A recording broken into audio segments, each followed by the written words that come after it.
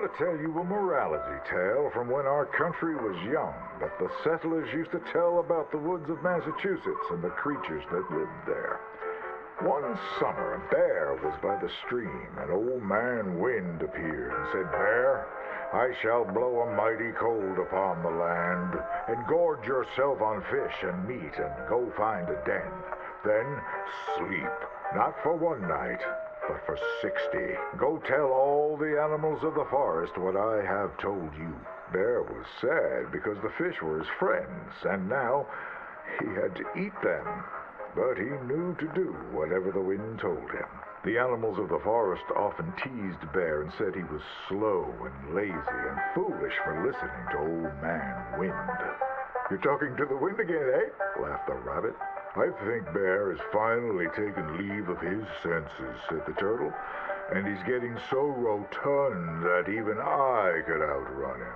"I'm smart and quick," said Rabbit. "I'll outrun Old Man Wind if he comes a-calling, or you, since you're into eating your friends." The turtle said, "If Wind comes, I'll just hide in my shell." Then Bear went and warned Coyote and Possum that they should prepare for a long, cold winter. "It's so hot," said the Coyote. "There's plenty of time." The lazy Possum said, "Well, there's an abundance of food. Maybe I'll just store some in my pouch." Even his squirrel friends made fun of Bear. They laughed and squibbled and squabbled. "Chunky needs a nap. Fatty Goody Two-Shoes does what he's told." Bear was very sad. But he was a good bear, and he always did what Old Man Wind told him. He went and found a den, snuggled inside, and fell fast asleep.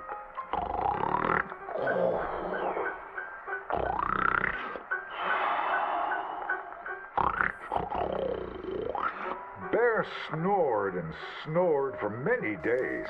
When he woke up, he saw spring had come. He was very hungry, so he walked outside. As the snow melted, he saw all his friends who hadn't listened, frozen and just ready to be eaten. And that's why the bear hibernates. So listen to your elders and do just what you're told. Ladies and gentlemen, I'm about to share with you one of the wonders of the age. In fact, one of the wonders of any age. Aerial navigation, or as we call it, man flight. Soaring through the heavens in flying machines, so that even gravity itself can be mastered. An amazing and bewildering spectacle, but I assure you everything I am about to share with you is true. Now, we are all familiar with the potential cruelties and injustices of travel by horse, wagon, or locomotive. You are like to be beset upon by the infinite savagery of wicked men or bloodthirsty beasts that lurk in the bogs and plains of these tormented lands. But what if I told you for a certainty that man will soon be traveling across the heavens with wings like a bird? I am sure you think I am full of untruth, but I have not drank a pint of liquor in over a year, and I will do my utmost to demonstrate the veracity of my claims. For 100 years, steamboats have engaged in passage along our great rivers, but a man by the name of Cecil H. Peck is in the process of inventing a steamboat for the sky. The only limitation on its speed, at which the porter can shovel on more coal. But parts of the country where coal is scarce, oars can be used in the skies to hasten your voyage and keep the passengers active while they travel. Near Pittsburgh, there lives a telegraph man named Aldous Kinnear, who each evening after supper retires to his barn and dons the wings of a giant creature and takes to the heavens. You will be delighted to know he has traveled considerable distances, as many as 45 miraculous feet. Unfortunately, on his record-breaking flight, he knocked over a lamp and was consumed by flames. His two boys, Percival and Charles, have promised to continue their dear pa's legacy of skyflight. A whole heap of men are fashioning contraptions to take us to the heavens. A flying machine powered by a trusty donkey. Once you arrive at your destination, you can mount the saddle and ride away. With this incredible contraption, one can enjoy some popcorn and have the best view in the house at the next flogging or lynching. Stagecoach robberies will soon be a relic of the past when we enlist our animal friends as couriers, well out of range of man's shooting irons. But the most remarkable thing I have to reveal to you comes from a northern man called Moss John Nichols. Imagine travel without ever getting into a saddle. No doubt you have heard accounts or seen in person the majesty of flight achieved by performers in the circus. Mr. Nichols has perfected the sky cannon. Passengers simply walk up the steps, relax into the barrel, and are transported with great flourish to the destination of their choice. The lame and infirmed who have been ravaged by scarlet fever or polio can once again call upon their loved ones. These newlyweds are all grown up, turned 17, said their wedding vows, and are off to visit New York City. And some very forward thinkers have told me that within 10 years, dear audience, any of us can take a holiday trip to the moon. I must disclose I'm quite partial to this mode of transport. Ships and horses are like to sour my stomach. The future is in the skies, my friends. Look to the heavens. We are going to join him up there by and by. Welcome, one and all, to the remarkable example of modern entertainment at its finest. Now, most of you young'uns, I'm sure, know about our great national hero and pioneer, Josiah Blackwater. Him that gave the town of Blackwater its nomenclature. You see, only about 100 years ago, weren't nothing here but big old forest, ferocious beasts, surly savages, arid deserts, and unconquered mountains. The West, well, the whole West was untamed. Your mama probably told you bedtime stories about Josiah's many adventures, but I'm gonna tell you a story you ain't likely to have heard about his possum hat. Now, Josiah Blackwater was born in the year of our Lord 1782 in a log cabin just west of Ansburg. He was a special boy. His pa gave him his first rifle when he was 3 years old. Boy, he took to it right away. He exclaimed, "There's a whole mess of critters out there in them woods that aim to eat us, so I'm gonna consume them first." Yes, sir. He really took to killing all manner of things. He was such a keen shot. One morning, he was sorting up some winter turnips for the root cellar when a big old bear and her cubs came in the kitchen hunting for food. It had a mind to eat up all the jams and preserves. Josiah grabbed that bear and wrestled her to the ground and squeezed and squeezed and squeezed. He whooped the tar clean out of that big old critter. Then he tied her up and grabbed them cubs and ground them into sausages while the mama bear watched. That's fine eating. His mom and pa knew right then he was cut out to be the finest wild frontiersman that ever drew breath. But first, they wanted him to get some book learning. After only 3 days of attending school, Josiah beat the living daylights out of the class bully and announced to his daddy that he was tired of ciphering and mathematics on account it's only good for adding up the number of critters or Indians you can kill. So he ran away from home and headed west. Now, these lands were occupied by savages then, and when Josiah Blackwater came scouting through, he recognized it to be a land of splendor, wasted on those that couldn't appreciate it on account of worshiping false idols. He got rid of all them pesky buffalo, and thereby ensured those infernal Injuns didn't have nothing to eat. Of course, that got them mightily riled up, so he had to slaughter all of them too. Just like his daddy had once done to the Redcoats in 1775. Right about that time, he met an Indian girl he took pity on account of having annihilated her family. She was 12 years old, and so he took her as his wife. She gave him 2 sons before she died of typhus. Now, y'all know that Josiah Blackwater wore a possum for a hat, but most don't know how that came to be. Well, one day, old Josiah was riding a couple of alligators down the Lanahatchee River, riding, standing up, and shooting eagles right out of the sky, when he sees a big old mountain lion about to eat a possum. Josiah grabbed that mountain lion by the tail and wrestled it till it was plumb dead. Well, that possum really took to Josiah. Followed him around like a dog loyal to its master. Yes, they had a lot of adventures together. Now Josiah never cried a day in his life, but he pert near did on the day that possum passed, for they were mighty fine friends. So he skinned it and made it into a hat. Back in them days, a possum skin was as good as money, but he never parted with that hat, not even for $10. Once he founded the town of Blackwater, he sent word for settlers to come. It was the last stop in the west before San Francisco. He met a girl by the name of Rufina Helsby at a barn dance one night, took her as his wife, and settled down. Built himself a cattle empire and had 14 youngins. But Josiah Blackwater wasn't the home-loving kind, and he grew mighty restless. One day on the courthouse steps, he announced, "You may all go to hell, and I will go to Saint Denis." And so he did. Enjoyed French pursuits of strumpets and wanton gluttony, which is where he came upon the idea of running for Congress. He wore that possum hat every day as a congressman, as a reminder of where he come from, saying, "I may live in barbaric splendor, but I always remember, keep your friends close and your gun closer, because you don't know when you might have to shoot them."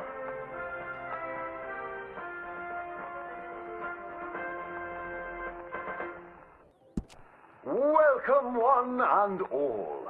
I'm going to take you on a journey around the world to parts unseen by most men. Why, I have traversed the great lands and oceans of the globe and bring you sights and scenes from places far away.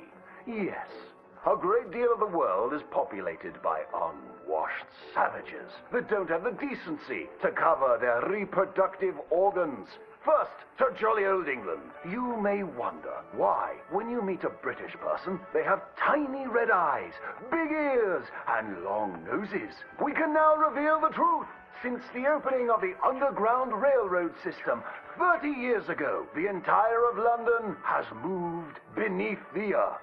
Just think of the joy children must feel being able to play unfettered by rain or refinery smoke. They are a dignified people, living among stalagmites in their dainty hats. And they have an underground king who worships an underground garden gnome. Have any of you been to New York City? It seems like the whole world is ending up on that tiny island. Now there's Lady Liberty, a marvelous statue, to welcome all the Irish people moving to our great country after all those potato problems. They are welcomed by tourists who toss potatoes out of the head of that lady. In New York City, they are making buildings so high, one day you can walk to the moon for a picnic. Wouldn't that be grand? It's true. Now, we spoke of that unwashed statue. It was a gift from France. How do you think France paid for such a gift? Wanton prostitution? Selling of wine and horse meat? No, sir. I'm here to tell you that underneath the streets of Paris, they have discovered black gold. That's right. And a few years ago, Gustave Eiffel of the Eiffel Oil Company built the tallest oil derrick in the world. Yes, all around Paris, you will find that thick business. It ignites like brandy, which is why so many French aristocrats drink it as an aperitif to aid digestion. The women of France are dainty and fair of skin, partially because they use that crude oil to bathe in, anointing and greasing their bodies, often before committing sinful pleasures of the flesh. Places that don't change their ways are falling behind. Visit the streets of Italy, and there is literally nobody left. The churches are empty. There is nobody drinking tiny coffees and slurping spaghetti in the streets. The Italians have never been known for good architecture, and their crooked buildings are falling over. Where have all the hairy women and men gone? Where are them Italians? It is one of the world's great mysteries. You may have heard talk of a horseless carriage being invented, powered by whale oil, vapors, or demons. Ironically, that is a myth. What is more exciting, the Germans have developed a mechanized horse that never needs to eat or sleep. It is a marvel of invention and is intended to facilitate the German army when it invades France or Russia in their campaign to spread the gastronomical wonders of low-quality beer, sausages, and sauerkraut. They love cabbage. But other than America, where we have plenty of room, it is so crowded in Europe that they are racing to set up a new country at the North Pole where they can dine on the delicacy of frozen fish, penguins, and polar bears. Imagine a place that never gets hot. You don't sweat while toiling in the field, and ice is much cheaper there. I predict that someday people of all nations will join hands at the North Pole, wearing furs and eating fish. My next adventure will be to visit Egypt, where I hear they live in giant triangles and talk in a Chinese-like language of birds and eyes and squiggly lines. And they worship cats, which is a bit worrisome and unsavory. Thank you, ladies and gentlemen, for joining me on these fantastic journeys.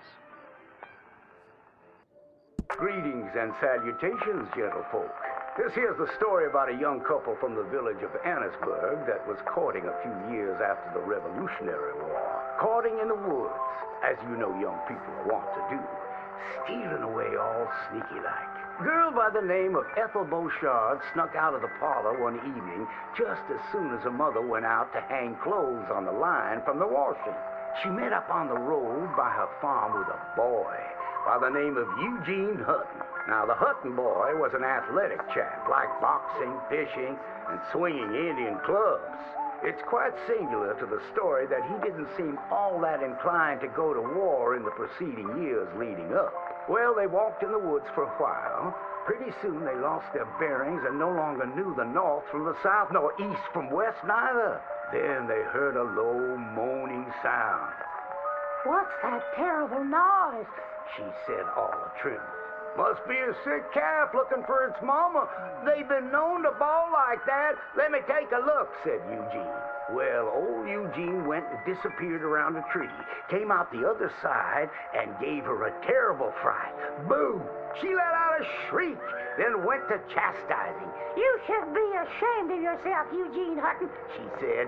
Instead of giving a girl protection, you go carry on acting foolish and fresh like the Queen's prize jester. But right then and there, a chilly wind blew through and knocked off Eugene's hat. I need to get back home. My mama has a terrible temper. She's like to stomp up and down if she finds out we're missing. She is a fair, stout woman, Eugene noted. But just then, before this couple of miscreants could head home, they heard the sound of heavy wheels, groaning, and people marching. The cacophony grew closer and closer, and through the fog they could make out the shapes of ghost horses pulling spectral cannons, and dead soldiers marching as if their graves could no longer contain them, each wearing a vile red coat. You will pay for your moral transgressions, the dead soldier howled, and cut his head clean off. Miss Beauchard shrieked in horror as Eugene's head landed right in her hands, his eyes still darting about, attempting to discern what horror had transpired. Little Miss Ethel Beauchard ran as fast as she could, stumbling and getting caught on trees as she tore through the forests. Terrified for her life, the dead soldiers marching after, hungry for blood. When she returned home, she told the people of the village that an army of the dead had taken Eugene within the confines of the fog.